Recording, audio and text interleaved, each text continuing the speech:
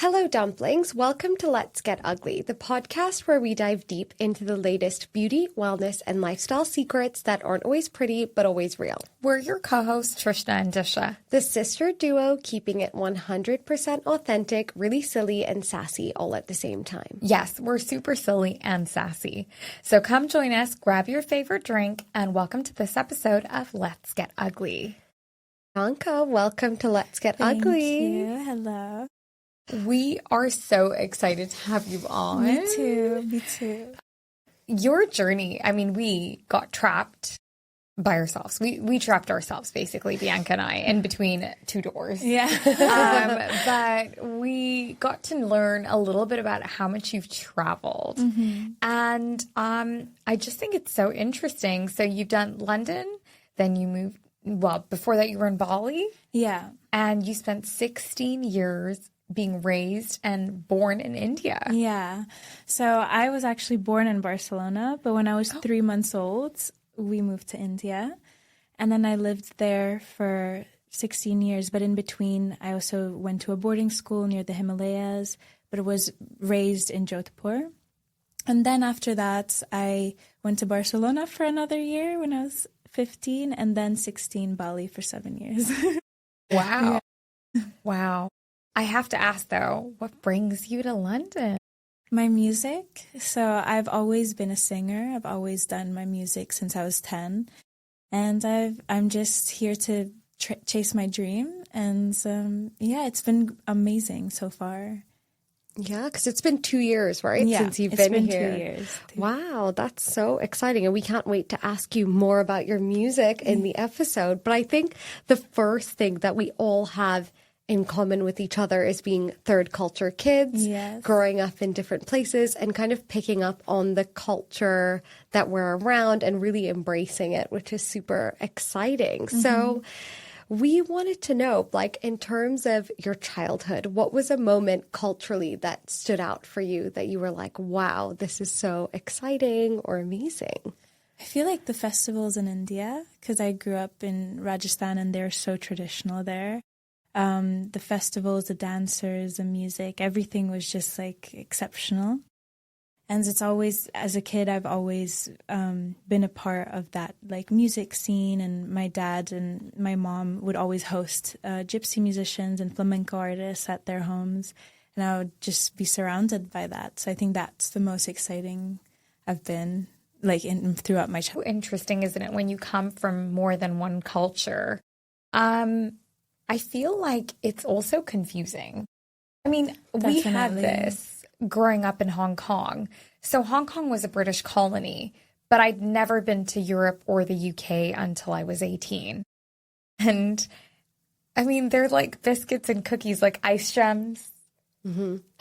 Or like English breakfast tea being a thing. And coming here, it was really confusing because I'd be like, oh, we have that in Hong Kong too. Really? I'm like, oh, we have this there too. And like the post boxes look the same. And it took me a hot sec to realize like so much familiarity, mm-hmm. but actually something that you would never realize exists halfway across the world. Yeah. Have you had moments like that? Definitely. I mean, that are different. Yeah. Or like super similar, but unexpectedly in the other half of the world. I feel like, definitely difference, like in India, actually similar, because I'm half Italian. I used to go visit my family there, and what Italians and Indians have in similar about their culture is how welcoming they are and how they love feeding people. So that was something that like is very similar. And with like everything else, like the visuals, India is so different, like with like the chaos and the noises. And when I came here, it is still really chaotic, but not as much as in India. But I love that like messiness and the rickshaws just flying across the street. It's definitely what makes it super exciting. That's our highlight, to like ride a rickshaw. I love that. Yeah. Because then you just get to see everything like outside. You get to like experience India properly, I think. And Thailand as well. I've been there so many times because it's close to Bali. So there they have tuk-tuks and the rickshaws there. You know, it's similar. Everything has like few parts that are like intertwined, I guess. Yeah, it definitely feels that way. Like the world starts to get smaller as you explore.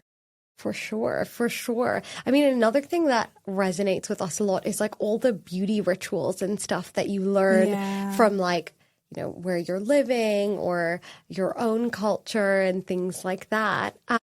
Is there even food? To be honest, we love food. We love food. We love food. So in terms Me too.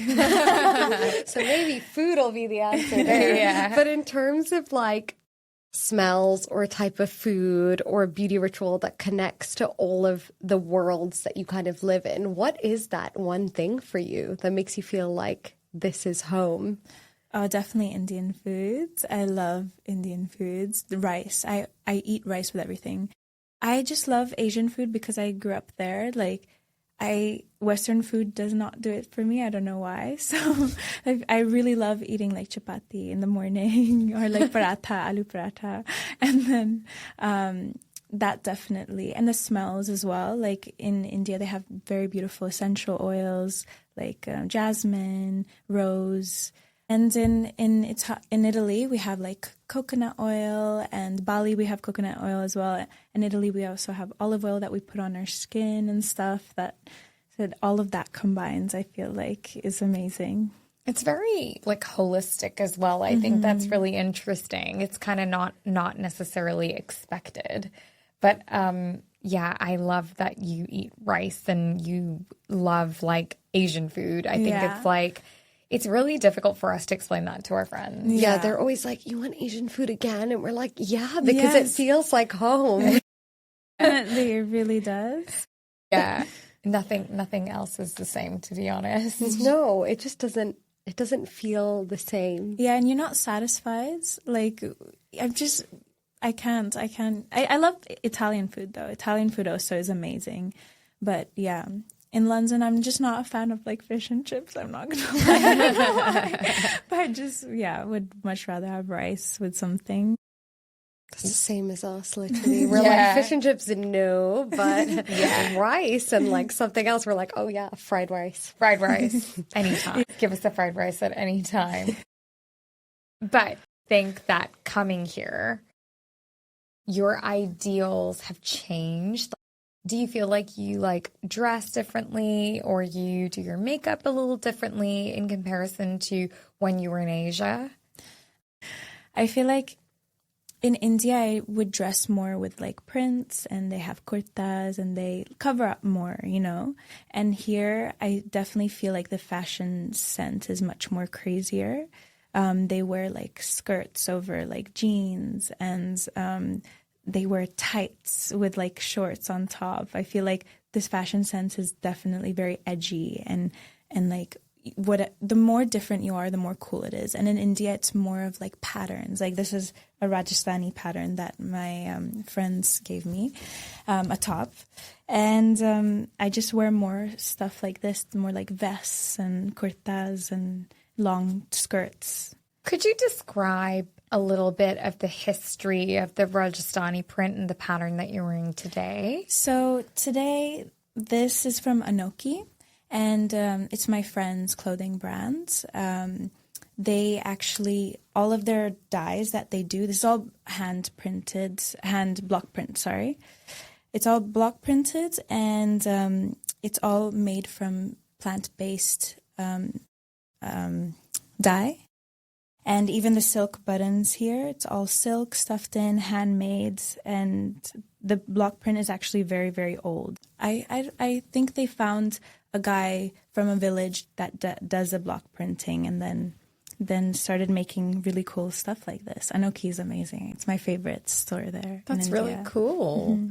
It's so interesting that it's so sustainable as well. I feel like that's something that you've already mentioned quite a lot without maybe realizing it, but even like when you mention essential oils or you mention like things in your routine, I feel like it's actually so organic and sustainable. Do you think that's something that you carry with you at all times? 100%. I feel like I love nature. I love the environment. So it's so important for us to take care of it. And we already do so much to affect nature. So why not just make sure what you're buying products wise and everything is healthy and goes like doesn't destroy the planet, as much, In terms of things that you feel need to kind of change here that you love back home, what would those be in terms of like standards of beauty or fashion?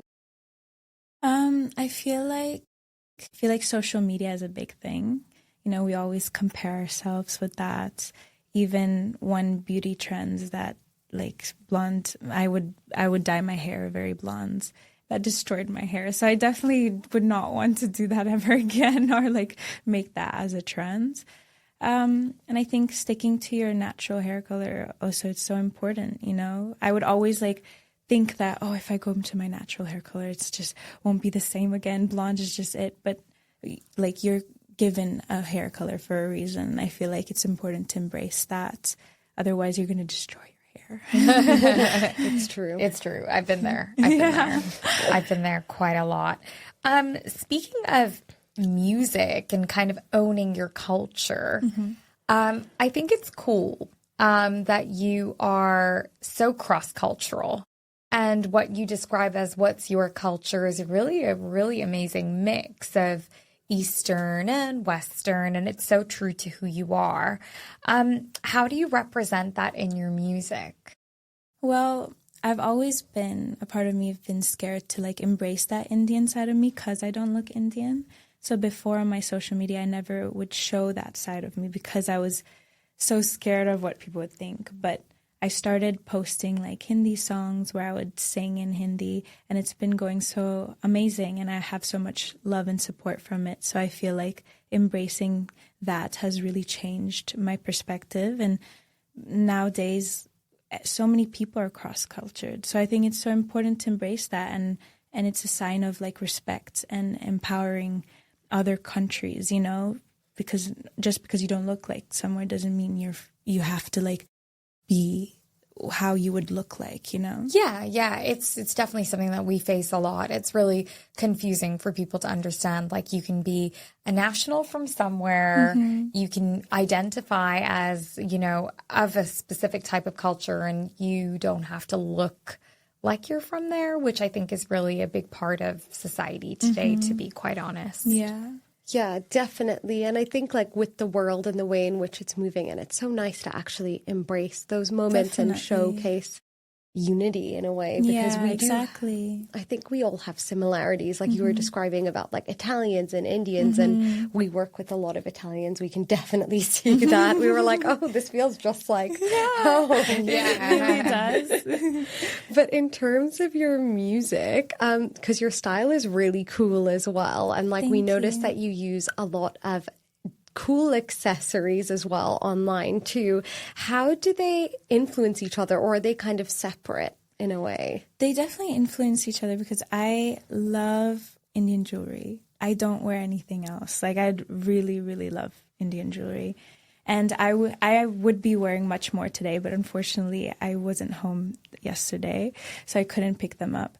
But that I don't want to wear anything else because those are statement pieces, And then with clothing, I would always love like these like kind of prints that go with that Western look, which is jeans and like cool skirts, and then have like a cool like sari top or something. It's so cool mixing that up. It makes you confident. Has there been anyone surprising or like interesting that's reached out to you since you started to embrace your Indian side? Definitely. I've had a lot of like love and support. I think, who was surprising that reached out to me? The guy from Charlie and the Chocolate Factory, the Oompa Loompa? Yes. He said, wow, I love your Hindi. What can I do to help? And I'm like, anything, actually. Like, I would love any help. So that was very surprising. I was like, I love your movies, by the way. And he's like, thank you. Did you know that he was Yoda? I didn't know that. No. Yeah. Wow. I had no idea. So I stalked his Instagram page and so that was very surprising. Quite the career. That is too iconic. I mean, you're obviously working on new music at the moment. Is there anything you can share with us about it? I'm very excited because we're creating a new sound which has that fusion between crossover of India and Western sound, and especially in the Rajasthan region. I did a few voice notes on my phone when I was walking through Jodhpur and just seeing different musicians, and I would press record and I sent those tracks to like my producer and we made like few beats on that. So I'm very excited about releasing it and just showing the world's, uniting India and the Western world together through that. That's so exciting. When can we expect it? Next year, sometime next year. That's definitely. soon. Yeah. Like not in the beginning, but I think in the middle, because as an artist, you have to go and make music videos. You have to do the promotion. I'm working on my social media, so I want to get to a certain amount of followers where then when I release music, I'll have a fan base where they are excited to hear that and they want to spread that love, I think it's so interesting that you're talking about the like world that you're building almost, It really does start with your community as well. Mm-hmm. Speaking of social media, though, do you feel like it's changing the way that you live your life? Or do you have like an online identity and an offline identity? How do you balance that? Because I can imagine it's quite new. Mm-hmm. It's definitely very new. Honestly, it has given me so much confidence, like confidence that I needed, because I was always so uncertain of what direction to go in as a musician. And I always wanted to do this fusion, but I wasn't quite sure. But now, seeing how involved I've been as a singer through that, it's shaped me to be much more confident. And I'm the same in person and on social media. It's just the same. It's like I'm talking to friends, I don't differentiate it or put on a personality. I think that like it's really tricky to be your authentic self on social media. So I think like the fact that you've like slowly overcome so many barriers from your identity as well as just like being who you are, it's really authentic. And I think that is what people kind of resonate with anyway nowadays. Yeah. And also like real stories, right? Of like things that people can really relate to, like if they are from India or if they're Indians living away as well, or if they are third culture kids, like all of us. It's just like all these stories, you can find moments of relatability, like, oh, I went through that, but maybe it wasn't in the same country. I mean, we felt that way for sure. And we were like, wow, it's so brave that she's talking about this. Yeah, I was nervous, but I guess a lot of people are feeling that way, This is the world now. Like, it's just, everyone is from everywhere, and it's exciting, it's new, and it's amazing. Yeah, it's just very, it's a weird conversation because I don't know a lot of other third culture kids in that way where it's like so extreme. Also, I feel like it's something we've grown up exposed to, but I feel like a lot of people are probably surprised, aren't they, definitely. when they see it? Every time I tell my story, they're like, what? I was like, if I post this on Instagram, nothing's going to happen. I post it and I'm like, so many people were like, whoa, like, what? And I was like, oh, like, I guess it is interesting. Like, I just lived it, so I don't think like that, It's definitely cool. So the first is beauty and fashion. And I wanted to ask you, is there like a rule from fashion or beauty that exists in India and Bali that you like still follow? So is it like maybe, I don't know, a combination of things or even like a color combination that you love that's maybe extraordinary or uncommon? I just love wearing gold. I'm more of a golds girl. I love silver too, but gold is just like so shiny and beautiful. And other than that, I feel like Combinations. I really love like indigo. In India, they have beautiful prints, like color prints. So I try to be as colorful as I can because they're all the saris and all the sparkles they have on the saris. I definitely try to like put that in my fashion sense. That's really cool. That is so cool. We need to stop being so scared of color. Yeah. Need to come to you for advice. If there was one product that you have from abroad that you can't live without, what would that be? Well, I have used this product. It's like a powder foundation. Honestly, any powdered... What does it do? Well, I have very sensitive skin, so Right. I can get acne really easily, and I didn't know that. So I would always wear like foundation, the liquids. So once I started using powdered foundation, it has helped my skin so much, and I think it's just so much lighter on your face. So that's definitely something that I just can't live without. I need that powdered foundation. Okay, interesting. And it's probably mineral based, Yes. right? Where is this powder foundation from? Is it Australia. Australia? Oh, wow. Interesting. That does have the best beauty, though. They Yeah. do. Yeah. They do, especially for sensitivities. Yeah. For sure. But is there, aside from a beauty product, anything else from abroad that you can't live without? Oh, aside from the beauty product, blue lays from India. Lay. That's my favorite chips. I love blue lays. We had family that went over once and they were like, what do you want? And I was like, I just want Lay's. Yeah, And they don't get this- it. They don't have it here. They only have kurkure. They don't have Lay's at all They here. don't have Lays. And I'm like, what? It's like, I love my blue Lays. So definitely that. Okay. When you feel disconnected from home, what is your quickest way to feel like home again? Oh, this is a good one. I do feel that quite often because as a third culture kid, you move around so much, you know? So it's so important to have those things to connect with yourself again. And for me, it's listening to music from my childhood. For me, it's Bollywood songs. So when I feel really like I forget who I am, like who am I, you know? I listen to like old childhood songs, like the Bollywood songs whenever I would go from school back home and listening to my car. And meditation, just even 5 minutes a day, and affirmations in the morning and night. Those are the three things that I live by that really help me, and reading. Yeah, four things. What do you like to read? Self-help books. Okay. Yeah. Interesting. How did you get into that? I'm so sensitive, hypersensitive. And I feel like we all have that within us. And there's different types of sensitivities. But I guess like as a singer, I feel emotions so deeply. So when I feel sad, I feel really sad. And when I feel happy, I'm like, wow. So it's like this roller coaster ride of emotions, of sensitivity. I'm just curious about how I can help myself. I wanna be happy and balanced in life. And so I started reading books, and they honestly changed my perspective and curiosity of like how to live a better life. Wow, that's so mature as well. I feel Thank like you. also because when you grow up in Asia, there is very much a thing. Like, of course, like all these things exist there and they are very big there and they're ingrained into your routine in a way. But it's not like read a self-help book. Yeah. Like that's normal because it was something new that we found here on this Yeah. side of the world. Honestly, like mental health in Asia was not a thing while we were there. So it's just really interesting that that's something that you led yourself to as well. Yeah, I feel like it comes within yourself.